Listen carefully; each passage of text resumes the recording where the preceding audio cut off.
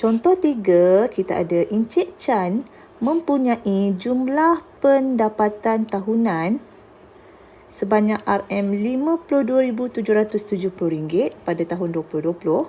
Beliau telah mendermakan. So, ingat balik, kalau item derma ini di bawah apa? Okey. Ini bukan rebat. Kalau rebat tu, dia adalah zakat ataupun pendapatan bercukai 35,000 ke bawah layak dapat 400.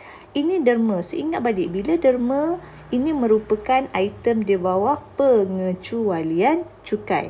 So, dia layak dikecualikan cukai sebanyak RM300, di mana derma itu telah diberikan kepada sebuah badan kebajikan yang diluluskan oleh kerajaan.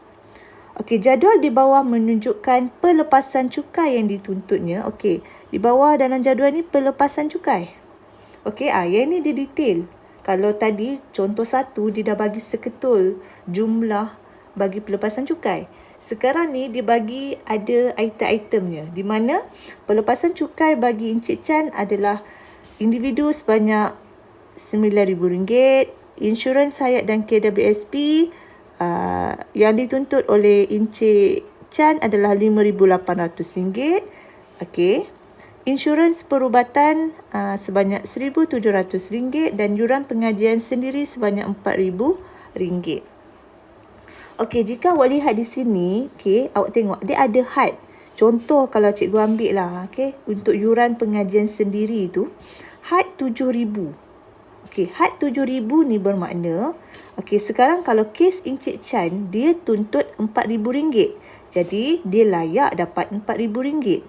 Sekiranya yuran pengajian Encik Chan ni bernilai RM8,000, maka Encik Chan hanya layak dapat RM7,000 sahaja sebab dia ada had. Itu maksud had. So, maksudnya yuran pengajian yang boleh dituntut oleh Encik Chan terhad sehingga RM7,000 sahaja. Jadi, kalau sekarang Encik Chan tuntut RM4,000, so dia layaklah dapat RM4,000. Okey, tapi sekiranya RM8,000, jadi dia hanya layak dapat sehingga RM7,000 sahaja. So, samalah untuk item-item lain, insurans hayat, insurans perubatan ni sama. Itu maksud had. Okey, so apa yang kita nak kira sekarang adalah hitung cukai pendapatan yang perlu dibayar. Okey. Bagi tahun tersebut dengan mengambil kira rebat cukai. Kena ambil kira rebat sekiranya layak. Jadi kita nak tengok, ada tak rebat yang layak diperoleh oleh Encik Chan. Step yang pertama, hitung pendapatan bercukai. Dia tak bagi lagi, kita kena kira. Okey, so kita kira dekat sini. Kira dulu pendapatan bercukai bagi Encik Chan. Okey. So, rumusnya tadi kena ambil jumlah pendapatan tahunan. Jadi, kat sini kita ada RM52,770. Okey, kita kena tolak dengan pengecualian cukai iaitu sebanyak RM300. Tolak dengan pelepasan cukai. So, pelepasan cukai dekat sini ada 4 item ni.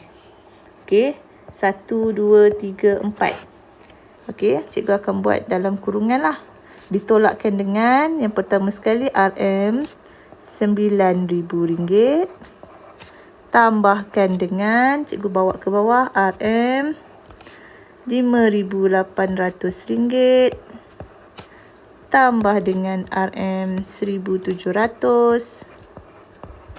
Tambah dengan RM4,000. Okey. So, yang ni kita tekan kalkulator. Jadi, kita dapat pendapatan bercukai bagi Encik Chan adalah sebanyak RM31,970. Okey. Bila dah dapat pendapatan bercukai, automatik kita boleh terus rujuk kepada jadual kadar cukai. Okey, so kita rujuk jadual kadar, kita tengok 31,970 ni berada di banjaran yang mana? 31,000 kan? 31,000 maksudnya dia berada dekat sini. Banjaran yang ketiga. Okey, di mana? Okey, untuk 20,000 yang pertama, Encik Chan perlu bayar RM150. Baki berikutnya Encik Chan perlu darabkan dengan kadar 3%. Okey, so 150, 3%. Tengok dekat sini. Cikgu naik atas Ini step pertama tadi. Ini step yang pertama. Okey, step yang kedua cikgu letak sebelah atas. Okey, kita nak kira cukai. Bagi 20,000 yang pertama. Okay, so tadi untuk 20,000 pertama, Encik Chan perlu bayar RM150. Okay, cukai bagi baki. Okay, so baki tadi RM 31,970 tolak dengan 20,000. Okay, didarabkan dengan 3%. Ni yang kita dah tengok dekat jadual tadi. So, kita dapat 11,970 darab 3%. RM RM359.10. Okey, untuk step yang ketiga. Okey, berterabur sikit, kita turun ke bawah lah. Cikgu bawa turun ke bawah daripada sini, kita pergi ke bawah. Iaitu step yang ketiga. Kita tengok rebat. Ada tak rebat yang layak diterima oleh Encik Chan? Okey, kalau kita tengok kat sini, pendapatan bercukai Encik Chan 31,970. Iaitu kurang daripada 35,000. Jadi bila kurang, dia layak dapat rebat sebanyak RM400. Okey, so step yang keempat, kita boleh kira cukai pendapatan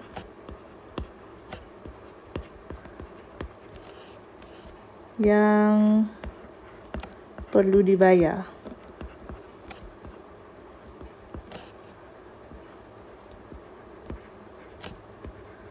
Okey.